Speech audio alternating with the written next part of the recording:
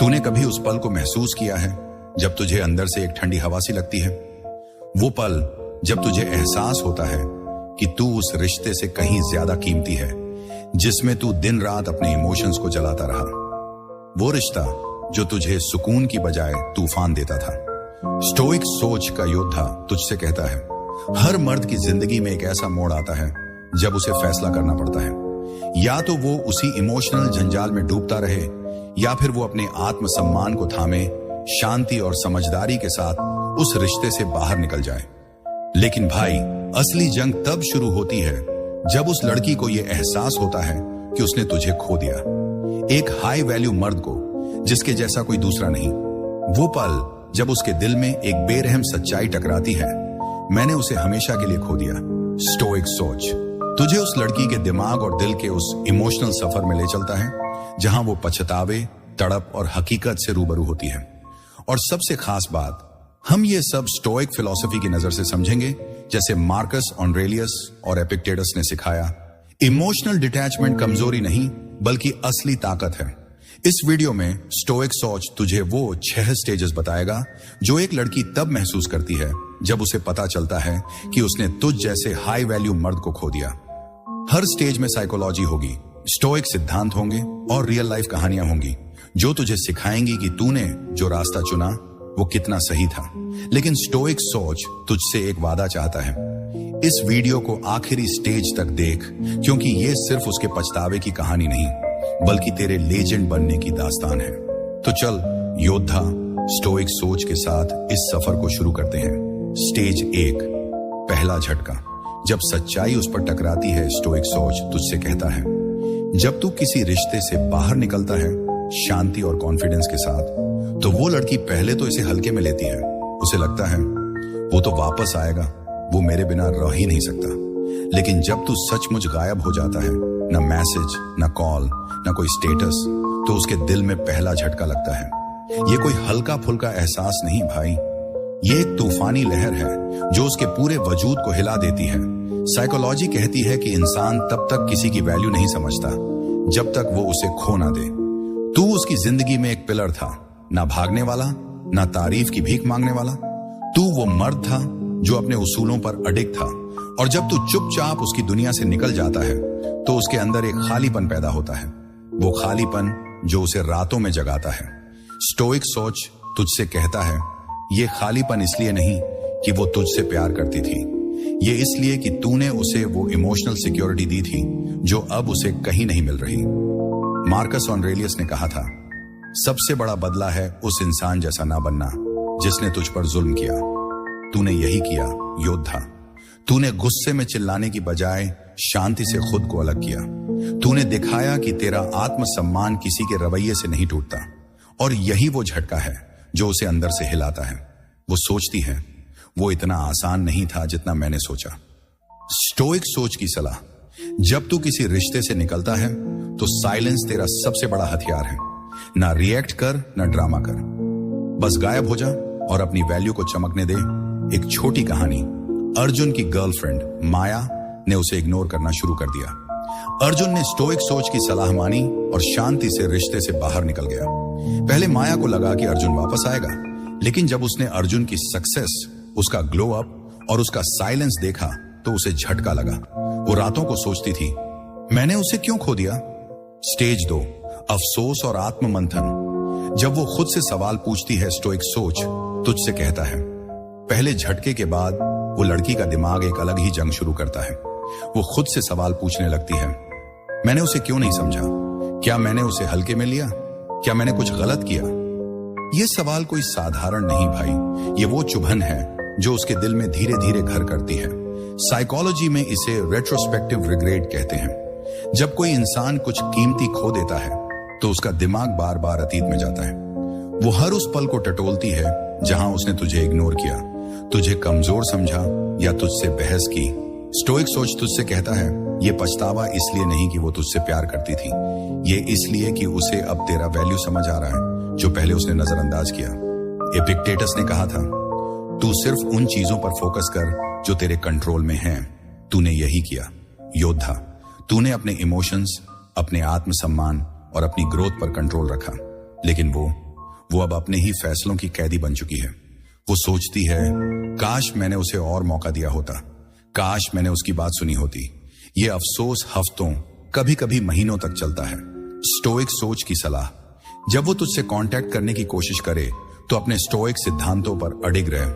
ना रिएक्ट कर, ना बहस कर। तेरा साइलेंस ही उसका जवाब है। एक छोटी कहानी। रवि ने अपनी गर्लफ्रेंड सोनम के साथ रिश्ता खत्म किया क्योंकि वो उसे बार बार हल्के में लेती थी। रवि ने स्टोइक सोच की सलाह मानी और चुपचाप अपनी जिंदगी में फोकस किया। सोनम ने पहले इसे इग्नोर किया, लेकिन जब उसने रवि की सक्सेस और कॉन्फिडेंस देखा तो वो रातों को सोचने लगी, मैंने उसे क्यों नहीं समझा। उसने रवि को मैसेज किया, लेकिन रवि ने साइलेंस मेंटेन रखा। स्टेज 3, फिर से जुड़ने की तड़प। जब वो तुझे वापस चाहती है, स्टोइक सोच तुझसे कहता है, जब उसे तेरा वैल्यू समझ आता है तो वो सिर्फ पछतावे में नहीं डूबती, वो तुझे वापस पाने की तड़प में जलने लगती है। ये कोई हल्की फुल्की चाहत नहीं भाई, ये एक गहरी बेचैन करने वाली जरूरत है जो उसे अंदर से खाई जाती है। साइकोलॉजी कहती है कि जब कोई इंसान कुछ कीमती खो देता है तो उसका दिमाग उसे वापस पाने की हर मुमकिन कोशिश करता है। वो तुझे मैसेज भेजेगी, कभी हल्का फुल्का हाय, कभी कोई पुराना जोक या कोई रैंडम सवाल। स्टोइक सोच तुझसे कहता है, ये कोई मासूम कोशिश नहीं, ये उसकी फितरत है जो उसे तुझ पर दोबारा कंट्रोल पाने की कोशिश करवाती है। लेकिन तू अब वो मर्द नहीं जो उसके एक मैसेज पर पिघल जाए। मार्कस ऑरेलियस ने कहा था, तू अपने विचारों का मालिक है, ना कि बाहरी चीजों का गुलाम। तूने अपने इमोशंस पर कंट्रोल पा लिया है। तू अब उसके इशारों पर नहीं नाचता, और यही तेरा साइलेंस उसे अंदर से जला देता है। वो सोचती है, वो पहले जैसा क्यों नहीं रहा, वो मेरे बिना कैसे इतना खुश है। स्टोइक सोच की सलाह, जब वो तुझे वापस पाने की कोशिश करे तो अपने आत्म सम्मान को प्रायोरिटी दे। ना जवाब दे, ना ड्रामे में पड़। तेरा साइलेंस ही तेरा सबसे बड़ा हथियार है। एक छोटी कहानी। विक्रम ने अपनी एक्स रिया के साथ रिश्ता खत्म किया क्योंकि वो उसे इमोशनली ड्रेन करती थी। स्टोइक सोच की सलाह मानकर विक्रम ने अपनी जिंदगी में फोकस किया, जिम, करियर और सेल्फ ग्रोथ। रिया ने उसे मैसेज भेजे, कॉल किए, लेकिन विक्रम ने साइलेंस मेंटेन रखा। रिया की तड़प बढ़ती गई क्योंकि उसे एहसास हुआ कि उसने एक ऐसे मर्द को खो दिया जो अब उसकी पहुंच से बाहर था। स्टेज 4, बेचैन करने वाली यादें। जब अतीत उसे सताने लगता है, स्टोइक सोच का योद्धा तुझसे कहता है, जब तू किसी रिश्ते से पूरी तरह बाहर निकल जाता है तो वो लड़की सिर्फ तेरी गैर मौजूदगी को नहीं महसूस करती, वो उन यादों को महसूस करती है जो तुम दोनों ने साथ बनाई थी। ये यादें कोई साधारण नॉस्टैल्जिया नहीं भाई, ये वो तेज चुभन है जो उसके दिमाग में बार बार टकराती हैं, जैसे कोई पुराना गाना जो रातों को नींद चुरा लेता है। साइकोलॉजी में इसे इमोशनल मेमोरी ट्रिगर कहते हैं। जब कोई इंसान कुछ कीमती खो देता है तो उसका दिमाग उन पलों को बार बार रिप्ले करता है। वो उस वक्त को याद करती है जब तूने उसे हंसाया था, जब तूने उसका साथ दिया था, जब तूने उसे वो सुकून दिया था जो अब उसे कहीं नहीं मिलता। स्टोइक सोच तुझसे कहता है, ये यादें उसके लिए सजा बन जाती हैं क्योंकि वो जानती है कि वो पल अब कभी लौट कर नहीं आएंगे। शायद वो किसी गाने को सुनते वक्त तुझे याद करे या किसी रास्ते पर चलते हुए वो पल याद आए जब तुम साथ थे। हर छोटी चीज, तेरी वो स्माइल, तेरा कॉन्फिडेंट अंदाज, तेरा वो तरीका जिससे तूने उसे स्पेशल फील करवाया, उसके दिमाग में गूंजता है। लेकिन स्टोइक सोच का योद्धा तुझसे कहता है, ये यादें उसकी कमजोरी है, ना कि तेरी। तू अब उस अतीत का हिस्सा नहीं, तू वो मर्द है जो आज में जीता है अपने लक्ष्यों के साथ। एपिक्टेटस ने कहा था, जो चीजें तेरे कंट्रोल में नहीं उनके लिए परेशान मत हो। तूने यही किया योद्धा। तूने अतीत को छोड़ दिया और अपनी जिंदगी को अपने कंट्रोल में लिया। लेकिन वो अब उन यादों की कैदी बन चुकी है। वो चाहकर भी उस गूंज को रोक नहीं पाती, और हर बार जब वो तुझे याद करती है उसे अपनी गलती का एहसास और गहरा होता है। स्टोइक सोच की सलाह, जब वो तुझे मैसेज भेजकर पुराने पलों को याद दिलाने की कोशिश करे तो साइलेंस मेंटेन रख। तेरा जवाब ना देना ही उसकी सबसे बड़ी सजा है। उसे उन यादों में अकेले तड़पने दे। एक छोटी कहानी। आदित्य ने अपनी एक्स नेहा के साथ रिश्ता खत्म किया क्योंकि वो उसे बार बार इमोशनली हर्ट करती थी। स्टोइक सोच की सलाह मानकर आदित्य ने अपनी जिंदगी में फोकस किया, करियर, जिम और सेल्फ ग्रोथ। नेहा ने उसे इग्नोर करने की कोशिश की, लेकिन जल्द ही वो उन पलों को याद करने लगी जब आदित्य उसके लिए हमेशा मौजूद था। वो रातों को पुरानी चैट्स पढ़ती और उसकी आंखें नम हो जाती, लेकिन आदित्य ने कभी जवाब नहीं दिया। स्टेज 5, क्या होता अगर का जाल। जब वो अतीत में फंसती है, स्टोइक सोच तुझसे कहता है, जब वो लड़की तेरी गैर मौजूदगी और यादों से जूझ रही होती है तो उसका दिमाग एक नए जाल में फंसता है। क्या होता अगर। ये वो सवाल हैं जो उसे रातों को सोने ना दें। क्या होता अगर मैंने उसे और वक्त दिया होता। क्या होता अगर मैंने उसकी बात सुनी होती। क्या होता अगर मैंने उसे हल्के में ना लिया होता। ये सवाल कोई साधारण नहीं भाई, ये वो जाल हैं जो उसके दिमाग को लूप में फंसा देते हैं। साइकोलॉजी में इसे काउंटर फैक्चुअल थिंकिंग कहते हैं। जब कोई इंसान कुछ खो देता है तो उसका दिमाग बार बार वैकल्पिक हकीकतें बनाता है। वो सोचती है कि अगर उसने कुछ अलग किया होता तो शायद तू आज भी उसके साथ होता। स्टोइक सोच तुझसे कहता है ये सवाल उसकी कमजोरी है, क्योंकि वो अब अतीत को बदलने की कोशिश कर रही है, जो मुमकिन नहीं। सेनेका, स्टोइक फिलोसोफर, ने कहा था, हम हकीकत से ज्यादा अपने ख्यालों में दुख झेलते हैं। वो लड़की अब अपने ही बनाए जाल में फंसी है।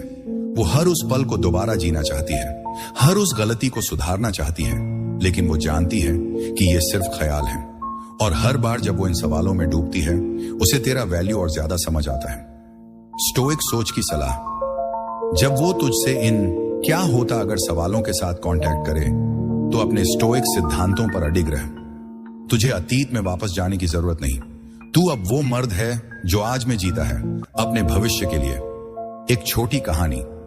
रोहन ने अपनी गर्लफ्रेंड काव्या के साथ रिश्ता खत्म किया क्योंकि वो उसे बार बार इमोशनली मैनिपुलेट करती थी। स्टोइक सोच की सलाह मानकर रोहन ने अपनी जिंदगी में फोकस किया। काव्या ने उसे मैसेज भेजे, पुराने पलों की बात की, लेकिन रोहन ने साइलेंस मेंटेन रखा।